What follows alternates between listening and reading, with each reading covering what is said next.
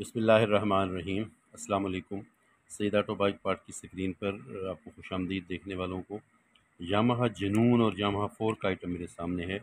Neutral switch है ये। और न्यूट्रल स्विच का काम आपको पता है कि जब आप मोटरसाइकिल को मतलब न्यूट्रल कर लेते हैं, जब उससे गियर उसके निकल जाते हैं, तो फिर ये न्यूट्रल स्विच जो है ये काम करता है और आपके मीटर पर ग्रीन लाइट ऑन हो जाती है, जिसका मतलब ये होता है कि आपका जो बाइक है वो गियर से मतलब गियर उसमें नहीं रहे, वो उसका इंजन जो है वो न्यूट्रल हो गया। यामाहा 4 और यामाहा जुनून का स्विच आमतौर पे नहीं मिलता।